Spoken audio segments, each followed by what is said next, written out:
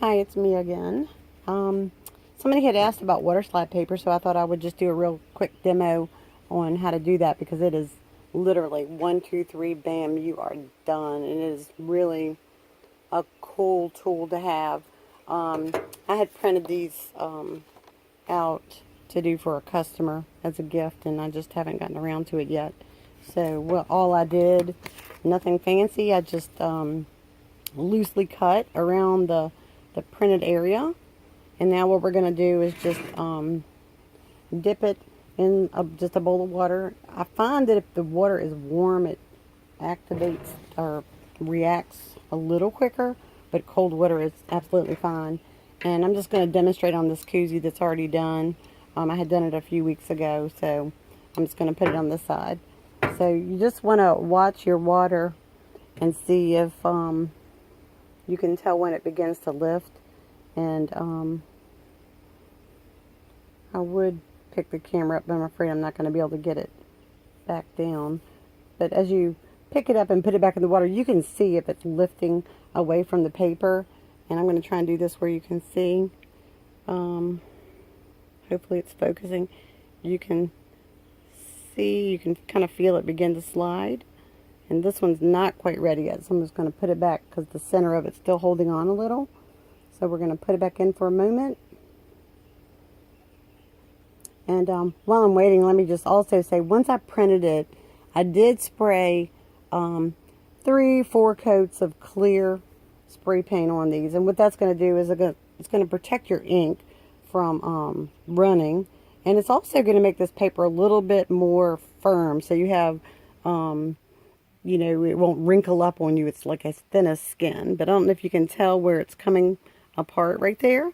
So then all I do is just put a little bit of water on the project that you're going to be working on so that it'll have something to slide.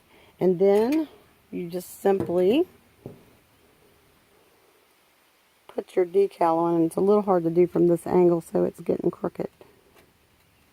But you just put your decal on, and then you just pull your paper right out, and it leaves your decal behind. Now the beauty of working with this is you'll have some time to move it around. If you need to straighten it, you can kind of manipulate where you want it to go. Slide it down. Again, I know it's not straight because I'm not looking right at it. But then what I do is just dampen the paper towel just a little bit. I usually use a squeegee, but sometimes if you rub on it too hard, like a rubber squeegee, not one of those hard ones, if you rub on it too hard, it can rub the ink off. And I just smooth out anything that's not straight. And what you're wanting to do is get all that water out from under. And again, I'm making it look a lot more difficult than it is because I'm not looking straight at it. But you just dab it, and then I would probably let it sit. Honestly, I would let it sit at least a day to make sure that water underneath is dry before you go ahead and put your coat of epoxy on. But once this is dry, you will not be able to see the white that's showing right there. It's going to dry clear, and it's going to look really good. And then you just put the epoxy right over it.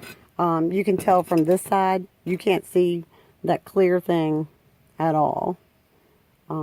So anyway, this is just a really great thing to have in your toolbox. And if you get a request for some crazy colors and it's just too much for a layering project and you don't want to use printable vinyl because you might feel like that's too thick, this stuff is really, really great to use.